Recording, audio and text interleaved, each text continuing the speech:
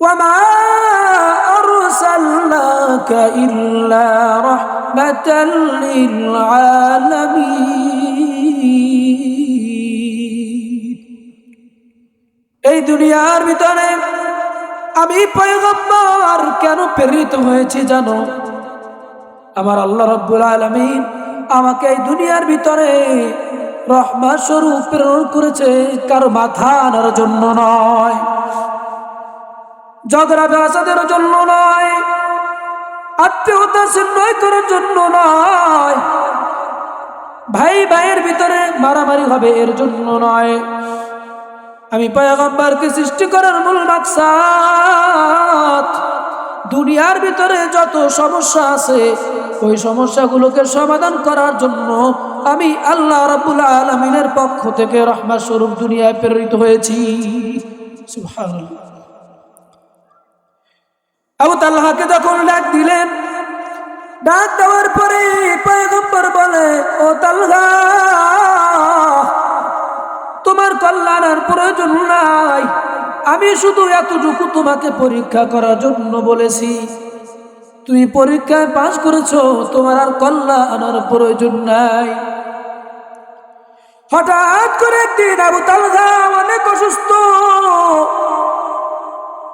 নবীর কাছে যখন আবু বারা রাদিয়াল্লাহু তাআলা অসুস্থর কথা শুনলেন, শোনার পরে আবু তালহা রাদিয়াল্লাহু তাআলা আনহুর বাসায় নবীজি চলে গেল। যাওয়ার পরে এবার ডাক দেওয়ালে, ও তালহা, তুমি তো অনেক অসুস্থ। তার বাবাকে ডাক দিয়ে বলতেছে, এই সন্তান যেহেতু অনেক অসুস্থ, যদি দুনিয়া থেকে বিদায় নিয়ে চলে যায় তাহলে আমি পয়গম্বরকে তুমি খবর দিও, কারণ আমি আবু তালহা বড় আশিক, আবু তালহা আমার বড় আশিক। যদি এই দুনিয়া থেকে আবু তালহা বিদায় নেয়, শেষ নিঃশ্বাস ত্যাগ করে আমাকে জানানোর আগে তাকে দাফন দিবা না, কারণ আমি নবী আবু তালহাকে নিজের হাতে গোসল করাবো, নিজেই তার জানাজা পড়াবো, কারণ এই আবু তালহা আমি নবীর বড় আশিক। এই কথা যখন আবু তালহা রাদিয়াল্লাহু তাআলা আনহু শুনতে পাইলেন, শোনার পরে যখন নবীজি আবু তালহার বাড়ি থেকে চলে আসলো, আসার পরে অনেক অসুস্থ হয়ে পড়েছে। অসুস্থ হওয়ার পরে আবু তালহা রাদিয়াল্লাহু তাআলা আনহু তার বাবাকে ডাক দিয়ে বলে, ও আব্বা জান, নবী কি বলেছে, আমি যদি এই দুনিয়া থেকে বিদায় নেই তাহলে জানো সে নবীকে খবর দাও, কিন্তু আমার একটা ওসিয়ত আছে, সেই ওসিয়তটা তোমাকে মানতে হবে। এবার ডাক দিয়ে বলে, কি ওসিয়ত বলো? এবার আবু তালহা ডাক দিয়ে বলতেছে, ও বাবা, আমি যদি রাতের বেলা দুনিয়া থেকে বিদায় নিয়ে চলে যাই তাহলে আমার নবীকে খবর দিবা না? আব্বা জান ডাক দিয়ে বলে, ও আবু তালহা, কেন খবর দিব না? কয়, আমার বাড়ি আর নবীর বাড়ি আসা যাওয়ার ভিতরে অনেক ইহুদির বাড়ি আছে, যদি আমার নবী রাতে আমার কাছে চলে আসে, আসার পথের ভিতরে যদি ইহুদিরা আমার নবীকে আঘাত করে, আমার নবীকে যদি রক্তাক্ত করে, আমি মারা গিয়েও আমার আত্মা শান্তিতে থাকতে পারবে না। কেমন নবীর আশিক আবু তালহা, অথচ তারা নবীর সাহাবী ছিল, আমরা নবীর উম্মত, তারাও নবীর উম্মত ছিল। কেমন মহব্বত করছেন আমার নবীকে, অথচ আমাদের মহব্বত কেমন নবীকে করতেছি।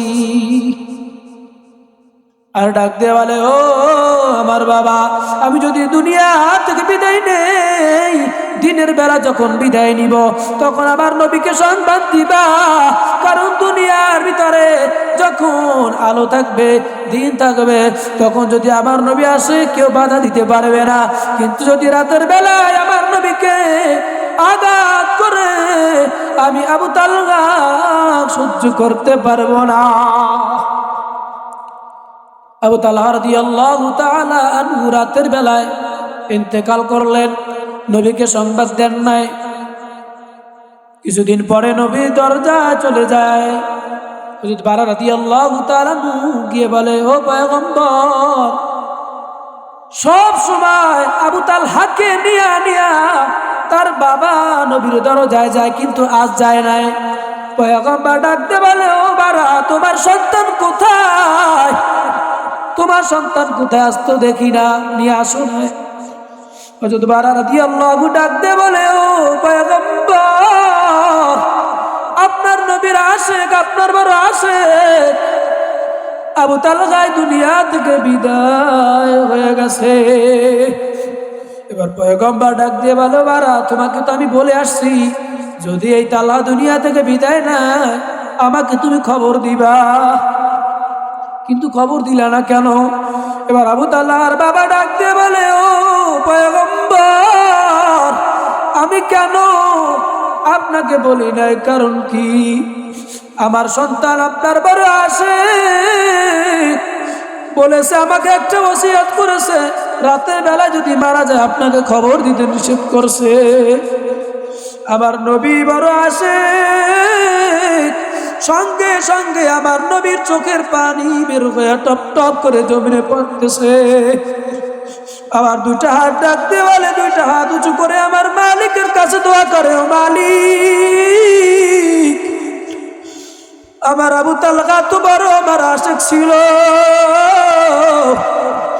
দুনিয়া থেকে বিদায় হয়ে অন্ধকার কবরে চলে গেছে।